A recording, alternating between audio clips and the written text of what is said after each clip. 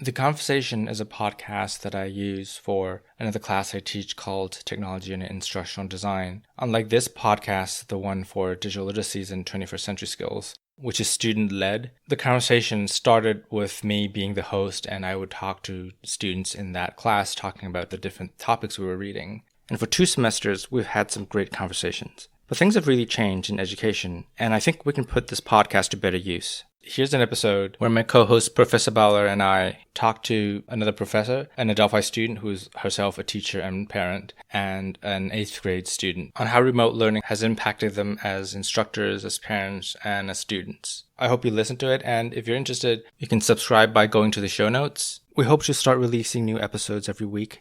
We have plans to talk to teachers, students, professors, administrators across the board, across the country, so I hope you tune in for those conversations.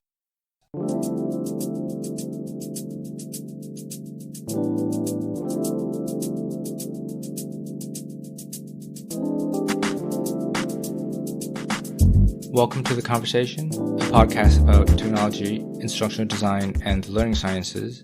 In this episode, Clara and I talked to a professor at Adelphi University, who is herself a parent, a student at Adelphi University, who is a parent as well as a teacher, and an 8th grader who is going through this transition like all of us. So before we get started, why don't you introduce yourselves? Let's start with you, Ming. This is Ming. So I'm an assistant professor in TESOL and bilingual program at Adelphi. I work with pre-service and in-service teachers in New York City and New York. I am also a mother of 2. I have 2 little ones in elementary schools. Okay, this is Paige. I am currently a TESOL student at Adelphi. I am also a special education teacher in Long Beach School District. I also am certified in English, so I was an English teacher there as well before I got my special education certification, and now getting that certification in TESOL.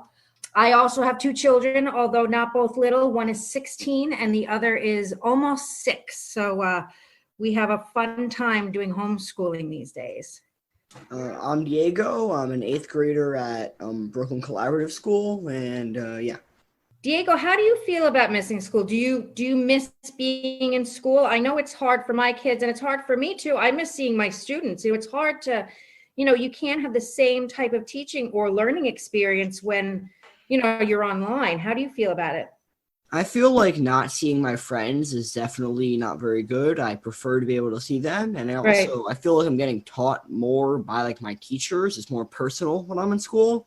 Right. But I definitely think that as for the content, I'm learning at least as much from home. Like I'm actually getting as much information, and like the class can move in a better schedule because there aren't people like interrupting the teacher and misbehaving, slowing things down. But it's also like less like social stuff, of course. It also less like the teacher's actually like teaching you, and more just like you're learning, if that makes sense. Right.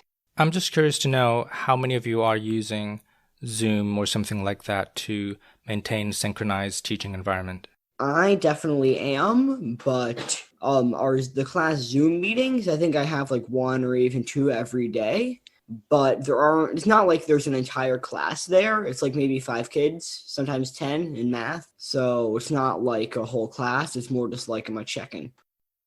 For me, because I teach courses to in-service teachers, so I actually try not to do synchronized teaching.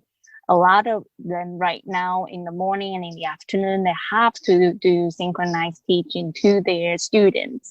So for me, I try to allow them with more flexibility. So I basically just put on some video clips for them to see at their own convenient time. But I do use Zoom to do some checking. And the conversation that takes place during the Zoom meeting is actually not so much about academic right now. It's more about making sure that everybody have the support they have. Because a lot of teachers do tell me that they feel very, very stressed during this time. Many of their multilingual learners at home, they don't necessarily have enough electronic device to work on. They have siblings at home. Some of their parents don't really read English, so they have trouble getting on the Google Classrooms. So they end up spending more time talking to these parents, working with their students. So now a lot of my students, they have told me that they don't have time to do my work, to do the homework that I give them. So I have to be a little bit more flexible and accommodating than before. It's a little bit difficult because with my school district, what they've determined is they've created a schedule for the departments for the content area teachers. So I presently teach 3 integrated co-teaching classes of Global 9, and then I have a self-contained Global 9 class, and then I teach Resource Room. So because they've put social studies at a specific time from 9:30 to 10:15 on Tuesdays and Thursdays is when we have our quote unquote office hours where we've been using Google Meet. Well, it's been determined that it's better for me to meet with my self-contained kids since that's a class that I teach alone.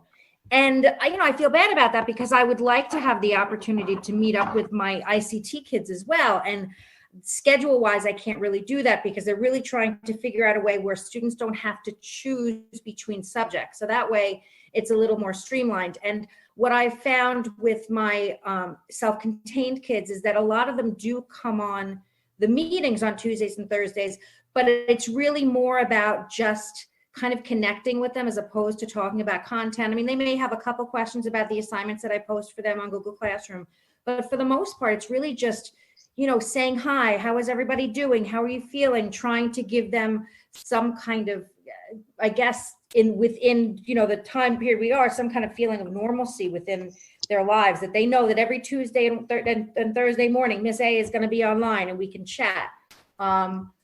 It's hard. It's hard to weigh all of the help that they may need. When I'm in the classroom with them, it's a lot easier to explain, especially with students with special needs, how an assignment needs to be done or how much time we can take to complete an assignment. And also within my self-contained class, it's rather large anyway. There's 16 students in the class. We received and go ahead from the state to have that extra person because there should technically only be 15, but 6 of them are English language learners, Spanish speaking at home. So that also adds another kind of hurdle that I have to get over. Because again, when you're in the classroom and you can explain something to someone, or we can, I try to get answers from the students whose English is not as good, but when they're verbalizing, it's a lot easier than it is when I give them written work. I try to translate everything that I assign. I don't speak Spanish, so I do have to, make do with whatever translator I can find. But it's hard. It's hard to teach any child over the internet, I think, but especially those who may have language difficulties or, special needs. Yeah, I've noticed that there is a lot of synchronous learning happening, but for people who have been teaching online for a long time, the asynchronous part of online learning is the one that allows for doing learning on your own pace, and then the synchronous is usually used more for these check-ins. So I'm finding surprising that, and even I'm pleasantly surprised that I'm hearing this a lot because, for example, my son has 3 hours every day of synchronous learning and he's 6. So I think that on one hand, I like that the teachers are connecting with him and teaching something. But on the other hand, it's a lot for him to process. So Ming, how is it going with your kids with their online learning? I'm curious. So they didn't do the synchronized learning, but it seems that a lot of parents feel like it's not enough just sending out lesson plan and then giving out schedule as to when the kids need to do what. Some parents still feel this is not enough. So there is a strong push from the parents to ask for synchronized teaching from the teacher. So starting Monday, kids gonna do synchronized learning, which I feel a little bit ambivalent about. What I like about what they have been doing is that we do have the flexibility. My kids, they are definitely not screen type of learner. When they look at the screen for too long, they lost their attention, they lost their focus. So over the past 3 weeks, what I have been doing is to move things around, just trying to put in some breaks in between. And even though we need to kind of take more time to finish the work, or sometimes even though I only give them half of the schoolwork, I still feel okay about it. But now for this coming week, when everything gonna be synchronized, to be very honest, I feel a little bit nervous for my kids because I know that it's gonna be a really big adjustment that they need to make.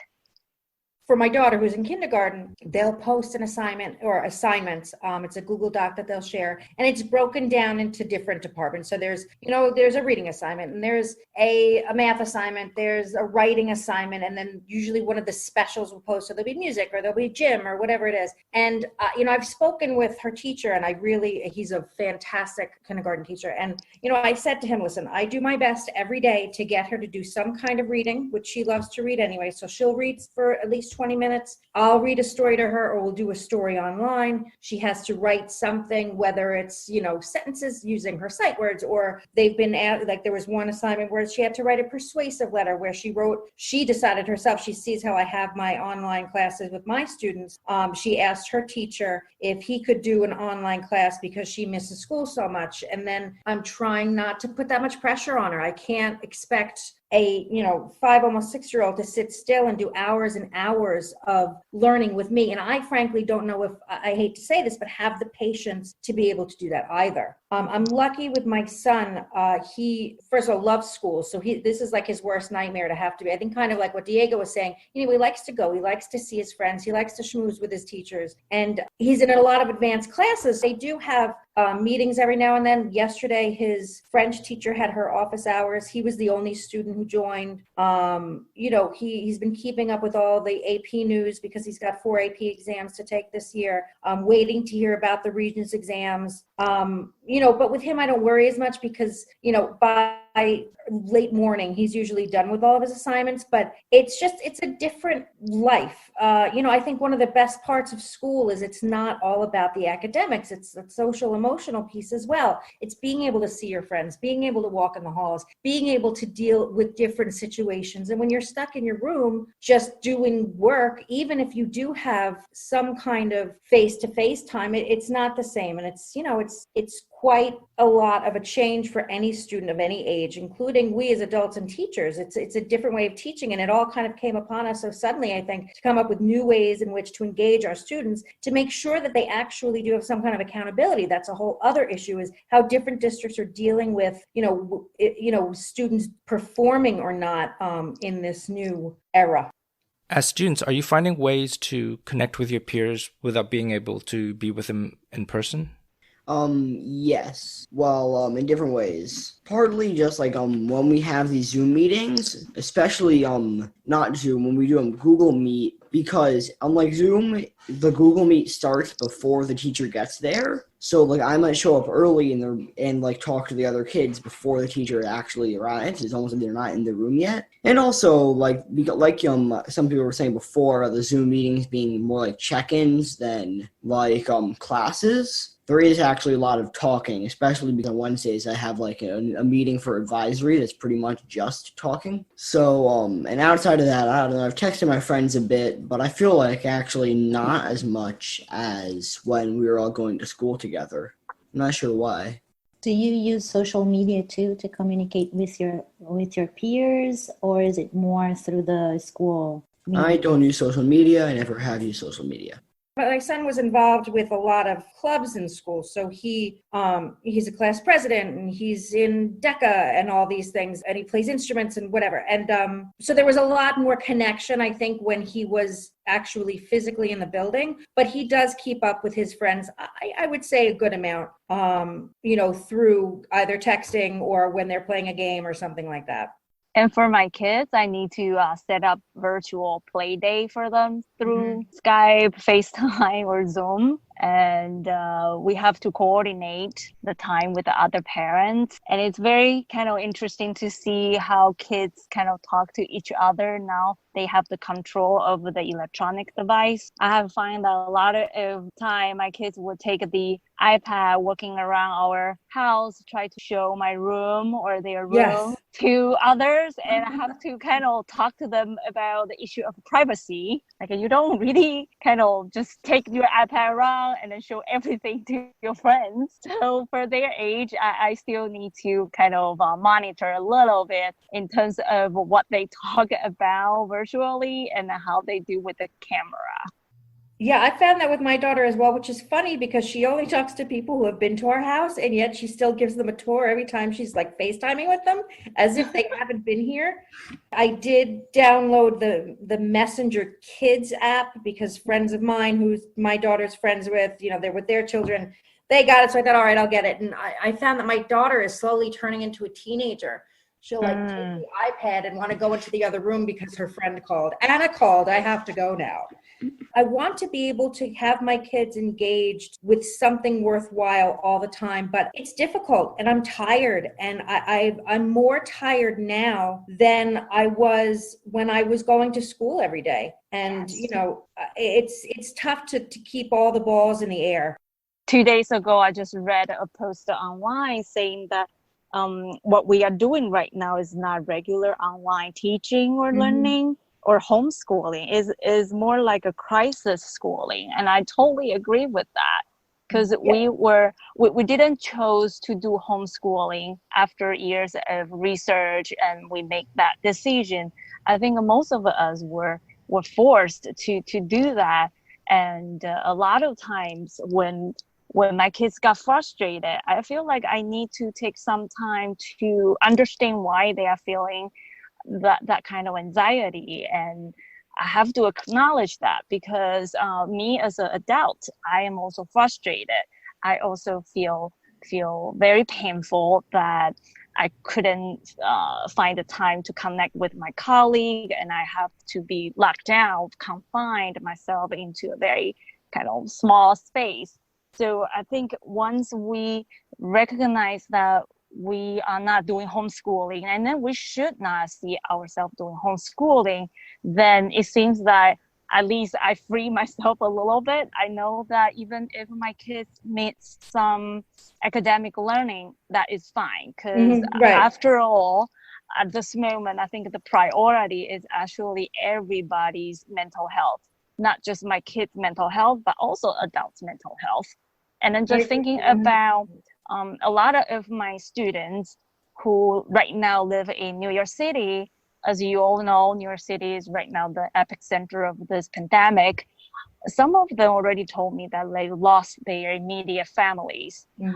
They have families who are hospitalized right now. So I feel like for them to really kind of prioritize what is more important in their life is so very important, and I should fully support their decision. And for me, I also tell myself that one day at a time, especially we don't know when this will be ending and whether or not this will be a new norm for us. I really don't know, but I keep telling my kids that it's okay, that if you don't finish the homework today or tomorrow, it's okay. And I hope I can be with you as much as I can, provide as much support as I can. But meanwhile, I really hope my kids will learn how to deal with their own emotions at this difficult time. My brother lives in China.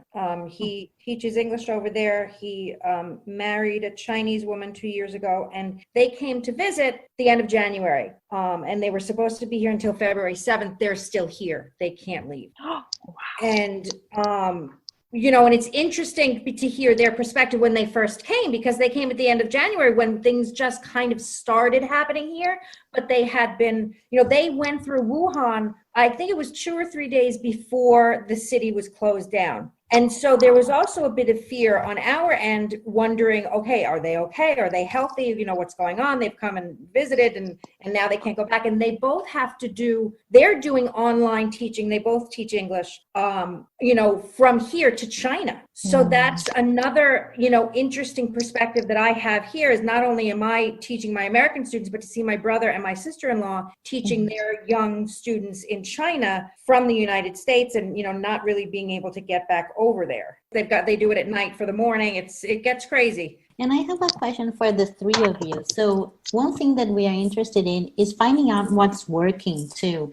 So what are some things that you are doing, some apps or technology that you are using that you feel, wow, this is something that is really working for me in the midst of all of this craziness? For example, for me, I have discovered Pear Deck. I had never used it, and I tried it, and it's so cool. I'm really loving using it. So what about you? I mean, so far, I really have kept in this situation more just Google Classroom and Google Documents, just because my students are familiar with it. So it's not something I necessarily have to explain. Somehow I asked for one of my assignments for my self-contained class for them to create an infographic about ancient Rome, and that was a little bit difficult for them to figure that out. I did have them create a meme just as a check-in. I thought, you know, that was kind of fun using Google Drawings. They created a meme. I've in the past I've used Edpuzzle, which is great for videos and having them just stop and answer questions along the way. I think that's a good resource to use, as well as, I don't know, it's tough because, we're so used to being in the classroom, and even though we may use technology, all of our students in my district are given Chromebooks to have. So we do, integrate technology into the classroom, but, it is harder when I can't control it in a way. So what I have found helpful is actually to take my kids away from technology a little bit. So they have to do a lot of reading on the screen, and sometimes for my third grader, she also needs to do quite some typing. The teacher asked the class to do Google Slides. But the thing is that I feel like at her age, 9 years old, she doesn't need to spend that much time on keyboard. So a lot of times I actually ask her not to do her homework on the computer. I told her to grab a pen and pencil, do some writing, do some drawing on paper. So instead of using more apps, I'm actually trying to bring her back to her routine in the past, just to make sure that she still feels capable of doing things. Because I think the first 2 weeks she feels a little bit incapable. She feel like, I couldn't type, and it took me so long to just come up with one slide. So nowadays, after checking in with her teacher, he's totally okay for her to submit her work just through like a paper and pencil traditional format, and I take a photo of it, send it out. So I think it's just kind of gonna work differently for different family. But in our case, when my kids are not really kind of good with the technology, I try to boost up her confidence by bringing back those old routines. Well, I've even noticed that not with myself, because again, my son is capable of whatever, he does what he's doing, and he's very good with technology and with academics in general. So I don't have to worry about that. But talking to my, mother peers about how, the way in which students are learning, even after things like, Common Core math, and, we as adults, we never learned that way. And now kids are almost learning in a more traditional way, I think, than they are even used to, because of the fact that we have become our elementary students' educators in a way. And I think about parents that aren't in the classroom, generally speaking, but they do have to work from home and still educate their kids also from home, and how hard that is for everyone, because they don't know the strategies necessarily that the teachers were teaching. And I mean, I think I saw some kind of a GIF or something somewhere that said, something about, kids learning math this way, and now they're learning how to carry the one where they didn't before. It's a remarkable thing that's happened, and it's it's interesting to see that. I think on the one hand, it's really bringing families much closer together because we really do spend much more time together than we did in the past. But, generationally, it's difficult because if you have family that, grandparents or, family or friends that maybe you spent more time with, but everyone's learning in different ways and figuring out new ways. And it's just so funny to see how people are almost going back in time a little bit. People are finding ways to communicate more. They're finding ways people are looking for, there's no yeast in the stores because everybody's breaking bread. There's, people are learning how to knit. All these things that I think weren't necessarily thought of as important educationally, it seems that they're almost coming back into fashion because of this. That is literally what I posted on my Instagram about my failed attempt at making bread. Because I don't have you up with my son Misha. Yeast. Like I have pro now. You wasted yeast failing to make bread, or did you just not have yeast at all? I had yeast, but it was way too old and it didn't work out. It looks like cake, which is fine. And why didn't you just make cake instead of bread? Good question, Diego. Because I wanted bread. I wanted a sandwich. You can't make a sandwich with cake. And what about Diego? What's working for you in all of this? You mentioned that you feel you're learning more. So talk to us about that. How do you feel you're learning more?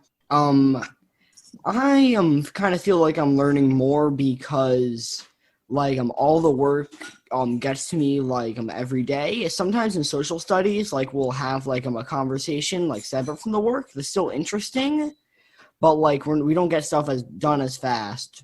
Or more often, some of the classes, some of the kids refuse to do the work, or some other kids from other classes just bother the teacher during class. So less of the work gets done because of that. So while here there's no interruptions, the work is just given to you. And also it's not just the work, only the kids who actually want to learn are in the video calls, right? There aren't kids who are just there because they have to be and they bother the teachers and talk over the teachers, right? It doesn't happen. Also, because the kids can mute themselves, they can text their friends in the middle of class or something, and it doesn't disrupt the class. Just to build on what Diego said, I think a lot of students and faculty and parents maybe have an initial resistance to online teaching or in this case, remote learning, where they feel like learning happens in a certain way. They envision it as face-to-face and in-person and synchronous, and they resist the idea of remote teaching or online teaching. But they also overlook the fact that there are also a lot of downsides to in-person, face-to-face learning, such as what Diego said about distractions. And sometimes it's just hard to concentrate, where when you're taking 2-3 classes back to back, this is true for K-12 or even college and grad school, there is a limit to kind of how much attention you can pay consistently. And we assume that when someone's in a classroom for an hour and 40 minutes or 50 minutes, that all that time they're sitting in the classroom, that their focus and their attention is there. But that's not the case, right? Whereas in a remote teaching situation, presumably people come on and people are addressing the questions or prompts or discussions when they are able to do so, and ideally when they are able to at least have the attention to do so. And also with, for example, English language learners, I noticed that sometimes they may initially, especially if they're not used to it, initially be resistant to online teaching, but then many of them come to appreciate that the fact that they can look at the prompt and take their time to think about it, they can take days even to think about it without being put on the spot. They are, or even just listen to what their peers have said and then kind of respond. That gives them the time they need to think about their responses without feeling being put on the spot. So I think there are kind of advantages to remote teaching that is often not spoken about. I think a lot of it has to do with maturity and age as well, and that accountability piece. I mean, I'm very lucky to work in a district where we're really looking at that social emotional piece, and our superintendent sends daily updates to families about how important it is for us to, be with our families and make sure that that's more important than anything else and all that. But at the end of the day, I'm a high school teacher. and there's certain amount of curriculum that I have to get through. And a lot of, unfortunately, my students, and it could be because they're 14-year-old kids and their parents aren't as involved in their lives as perhaps they should be. They're not showing up, they're not doing the work. And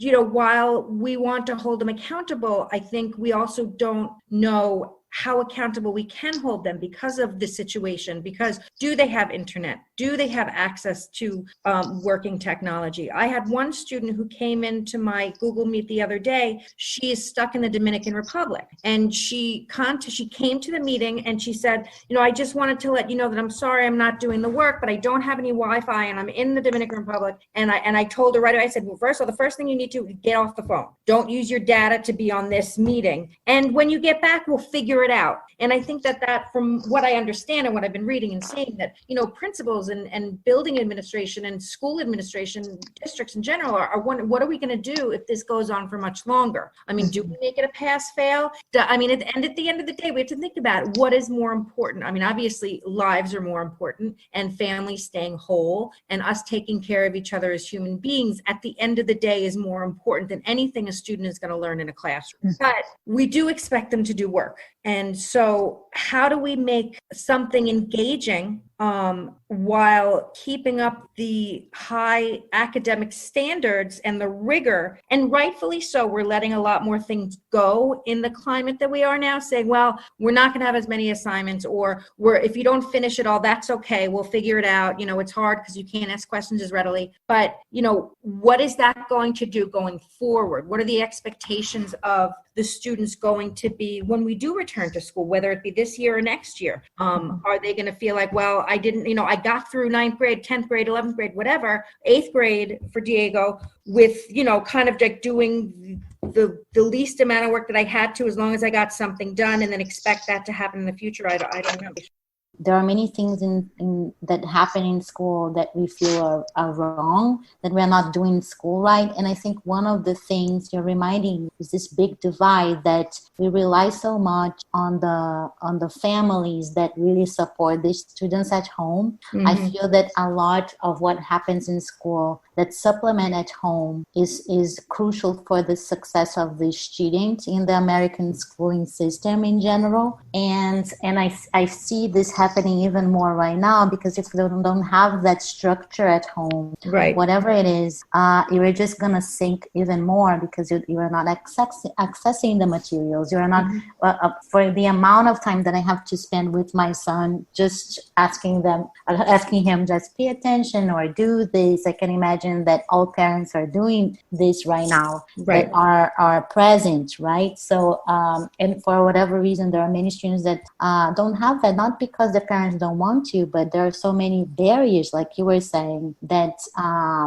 impede them to engage like this. And I don't even think that it should be this way, right? So moving forward, it's something for us to think about, not to make that divide even bigger. School is so much more than a place for education these days. I mean, it really is where a lot of students, be they students with special needs, transgender or gay, lesbian, bi students who don't have that support at home, where they go and get that social and emotional support, and they have the community of acceptance in school, and where they might get their meals, or they might, their psychological support, whatever it may be. School is so much bigger than a place of learning, and it breaks my heart when I see some of these kids missing, from my classes or whatever, just because I want to make sure that they're okay. It's not even about, again, the academics, as important as they may be. It's really just, are you okay? Are you getting fed? Do you have someone to talk to? How can I help you to make you feel whole? It's less about make sure you know the content as it is, are you getting what you need to feel safe?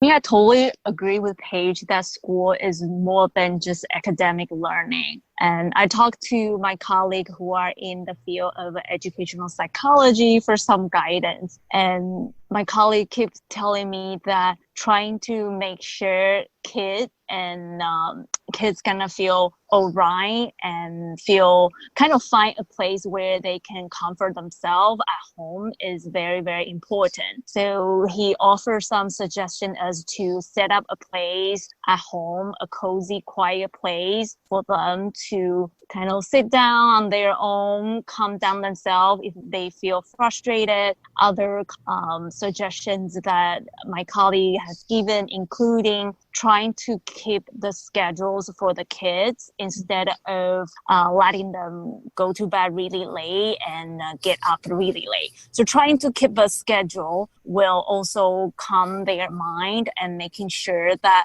okay, we still have a structure at home. We still need to do what we are supposed to do, even though a little bit differently.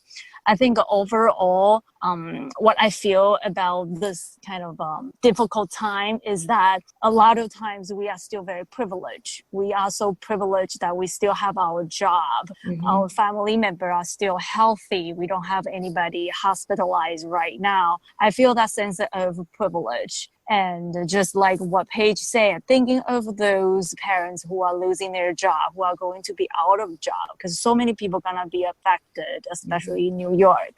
I just feel like for this coming year, I will definitely spend more time making sure that my students are doing well. And I will be more than willing to make some exception or make accommodations, because I really think after this, life is going to be different. And then the way we learn is also going to be different, because in our life, we might have other more important matters that we need to pay attention to. And the very traditional idea of academic gain or not gain should not be viewed or evaluated in the same way. So I want to kind of prioritize my students' mental wellness as we move forward. I found it helpful and important to give students a place to talk about what they're going through.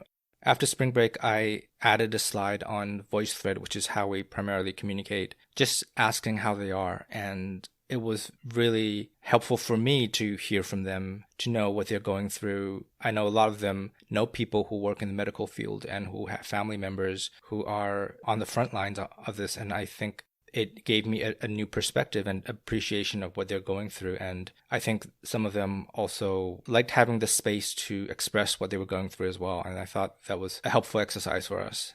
Yeah, the video calls is like I'm actually talking to kids seems very helpful for everyone, because it gives like the teachers, I feel, though I'm not a teacher, I don't know for sure, but like a better idea of what the kids need than like a Google form can give them, like a survey. Mm-hmm. Right, to like actually talk to the kids, ask them what's working, what isn't working, see what the kids want to complain about, and then try to fix it, pretty much. Less than like just like giving them work and then like having them type in. Because some things are just hard to type. It's just hard to say it in like short sentences, like in a concise way. And it's just easier to like, you can only really say it when you're talking. Diego, about the video chats you mentioned, are they set up as optional office hours you can go to, or are they required for all students? That's actually a pretty good question. I'm not completely sure. I think that they're technically optional. The teachers really want as many kids as possible to go to them, but technically they're optional. You can leave when you want. Just all the teachers really want you to go to as many as you can. But other than that, they're optional. I was thinking of scheduling a time for just open office hours for students just to come by without making an appointment. I wasn't sure if students were going to come by. I know sometimes they usually just email me, but it might just be nice to have a space just for them to come by and talk about anything if they want. And it would be a nice way for me to get in touch with them and interact synchronously. And I was wondering, have any of you set up something like that before? When we first started, before the district came up with like their schedule of plans, I told all of my students, all 5 of my classes, and any student that wanted to join, that, every day from 10:30 to 11:30, I would be online. Anybody's free to come and do whatever. And the first few times I did it, and then, we had to change the schedule. It was good. It was interesting to see who popped in, and it was never about the classwork. It was just about checking in and saying, I'm bored and I miss you, and I miss the class, and I wish that I could be in school and all of that, but just more like a venting session. And I think that it's important for the students to see that we do care about them. I mean, it's just like I was saying earlier, that, that it's not that we're going to be on them so much about get this work done, because it's more important, because we know that their sanity and our sanity is more important than that anyway. It's hard, I think, also especially for teenagers, to really talk about how they're feeling in such an open forum like that. I have also alerted my students at any time if they would like to meet with me individually, but online, so that we can see each other, for them to send me an email and we can work something out. Because, I think that this age, is what I teach, having those teenagers, it's hard to, in front of your friends to say I'm scared, or to say that, I'm not sure exactly what to do in this assignment or whatever it is. But, having teachers be open to changing their schedules a little bit and saying, hey, shoot me an email and we can, have a one-on-one Google Meet or something if you just want to talk to me, or just want to say hi, or just want to, cry about something. As scary as it is for us as adults, kids are so much more vulnerable than we are. And if we can somehow be their rock in that situation, even if we don't necessarily know the answer, we're just there as that support, because a lot of times we do see these children, during the day more than their parents do. And, we do get those connections to them, and they rely on those connections. Once I went to a Zoom call for the advanced math, no one else was there. So and it was very helpful, and it's nice, and it felt more like a social interaction than anything I'd done all week. So I think that your idea about the one-on-one meeting is pretty good. Also, I think I might have to go now. I have a Zoom call in 10 minutes. So yeah, goodbye. All right. Well, Thank you so for much, coming. Diego. Yeah, it was amazing. You're welcome. Thanks. I really wanted to say something about what Diego said that really struck with me right now. That he said it felt more of like a social interaction than anything that I did the whole week. Mm-hmm. So I thought that was pretty special to hear that, because it goes back to what you were saying, Paige, about the content and making sure that the students are all right. So that's pretty important, right? To check in with them and that they know that you care about them. We know that about teaching. I mean, the best teachers are the ones you don't remember, that a teacher taught you something necessarily. They remember that relationship that they had with you. And 9 times out of 10, a student is so much more apt to do well in a class with a teacher who they feel like they have a connection with, or that they listen to. And that's in all those teaching classes. They tell you, stand at the door and greet the students, try and go to football games and ask the kids how about their interests, but that really is, that human connection is so much more important than anything else. And I think you do find more success academically with your students if you do kind of go that one extra step and ask them, how their game was yesterday, or, whatever the case may be, that they're more willing to put in the extra effort if they think that you, almost as if you're going to be proud of them. I was wondering whether once all this is over, if people will have a new respect for teachers and other essential workers who tend not to be thought of as essential until this has happened. I'm hoping this will bring about a kind of change in understanding and respect for these people, because now people have had direct understanding of what these people really do and how hard their work is. I hear some people saying that the teachers are working less right now, and that's a misunderstanding, because I guess the feeling that you are seeing each other for that period of time during a Zoom meeting or a Google chat, that gives off the impression that you're only doing that, right? And the behind the scenes that you're all mentioning is not visible. But there's so much going on right now. So I hope that we help people understand of how much is going on behind the scenes. Yeah, some parents were joking that they feel teachers, number one, should be paid more, because now they realize how difficult it is to manage their 2-3 kids. And imagine that teacher oftentimes have to manage more than 15 or 20, right? So I think I really kind of hope that we will definitely appreciate more of those work by the teacher and by those essential workers, because I think in the past here we tend to just oftentimes have our hands off. Yeah, I if totally agree possible, with you, because Ming, we but all even more than that, I hope that we start learning to respect each other more as human beings. You know, that I hope that yes. this experience has everyone realize how important it is to have connections with people and to be nicer to people and just Yes. to have respect for others. You know what I mean? Like Yes. we're not allowed to interact and just in general. I mean, I just hope it makes us a nicer race of people. Mm-hmm. I kept resending and retweeting something that I saw online that someone said, I feel like the earth has sent everybody to their room to think more about what they did. I loved that quote. And that's exactly how I'm thinking, that it's making us really reflect about so many things. And becoming better human beings is definitely one of them. I don't know if this has happened to any of you, but in a strange way, people who I haven't heard from for ages are suddenly contacting me and reaching out, and vice versa, liking things I post on social media. And it's a kind of a paradoxical situation where even though we are socially isolated, we are also reaffirming our relationships and connections. Definitely for me. Yeah, sorry, because I live in New York, close to New York, right? So now it's on the news. My friends from elementary school who have been in touch with me for more than 25 years, she texted me, just want to make sure that I'm doing okay. Because from the news, she learned that, yeah, we are kind of doing really bad here. And I have several other friends who did the same thing, and it's just kind of warmed my heart. So I decided to do the same. I reached out to my friends living in Boston and California, who I would not really reach out if this is not the time that kind of we have been through this. So I absolutely experienced the same thing. And I also encourage my kids to think the same. Who do you want to reach out to show your friendship, to show that you care about them? So just as of last night, we sat together and then drew a card for someone we know who is suffering. And we just feel like this is the least that we can do right now, is just to show our care to others.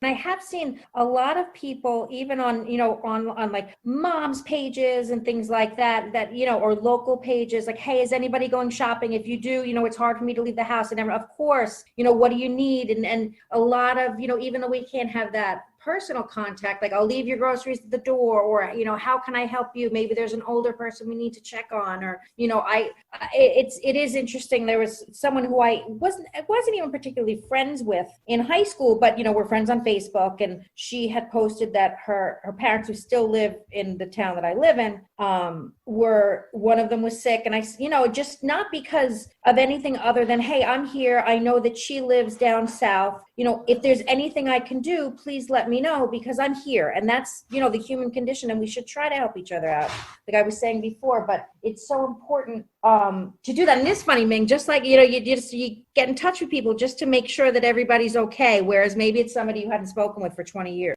It's interesting to circle back to technology and thinking of the role technology is playing in this pandemic, that it's really, we are really communicating in spite of being so isolated. It became common, how do you say that? It's kind of cliche to say this, but it's true. It's allowing for more communication. I was also wondering what this would have been like if we had to do the social isolation 20 years ago, when there were a lot fewer applications for collaboration and communication and more people were in dial-up, how it would have worked out. In a way, we are lucky to have all these tools now, and many of these tools are free for us to use and to allow us to continue working. And we are lucky to have a job that allows us to continue working, of course, but allow us to continue staying in touch with people and seeing their faces and all that. And it's hard to imagine what it would be like if it happened like 10, 20 years ago. No, that's a great point. But then again, I guess you would have done whatever you would have been used to. Now we can binge watch shows if we can find 5 minutes to ourselves. But, maybe then a lot more people would be reading, or maybe people would be writing letters. But like it's interesting to think what time, what happened during the 1918 flu. What did people do? It is, how do you keep in touch with people by staying far away? In a way, this is really unique in that the whole world is going through this. My family in Asia are doing social distancing. So it is kind of a shared experience. It's not unique to a specific region. And hopefully this shared experience brings us closer together in some way. Yes, no, I agree with you. Hopefully it does. I mean, I guess because it's part of the whole entire human condition. It's not just, like you were saying, it's not just here or in France or in China or anywhere in particular. This is, I would think, the most remarkable thing to ever happen in our lifetime. And, I worked in New York City during 9/11, and I was 4, blocks away from the Twin Towers. But that was an isolated incident within the United States. This is something that every person throughout the entire world can share. And, to see those pictures or the videos of the people in Italy who are singing from their balconies, or the people in New York City who are clapping every night at 7:00 for the emergency workers. I hope that we can still continue to do things like that even after this is over. If this is going to be a new norm, when I'm talking about this, not necessarily being locked down at home, but more like using technology to facilitate our daily life. But at the same time, we also have a lot of people who are losing their jobs, who already lost their job, and thinking about how technology might make it better or worse is something that my kids and I have been talking about. So for example, nowadays, a lot of people do not go out to do shopping. They do a lot of online shopping instead. And then we talk about how this might make more people lose their job. So we talk about all this all the time. But I think even though I'm not going to have any answer to it, I try to talk to my kids in a way that we all know that technology cannot just all of a sudden control our life and replace those human beings. We do need that very special connection. So in any ways, as a teacher, as a parent, as a teacher educator, I think what I'm going to do moving forward is to really highlight that piece in my writing or in my teaching, that yes, we have technology. It's very nice. It's kind of facilitate our life in many ways. I still hope that everybody can really turn back to their own heart, to their self, and to people around them, and do something that would make this place a better place. I also try to be very optimistic and try to kind of end this with a high note. But just to be very honest, I think a lot of us still have to grapple with those uncertainty. And I really appreciate that we have this opportunity to connect with each other. I really, really appreciate that. I think what you were saying is making me think that if we leave this with a more clear understanding of the functions of what really matters, right? I think that when we have everything, it's easy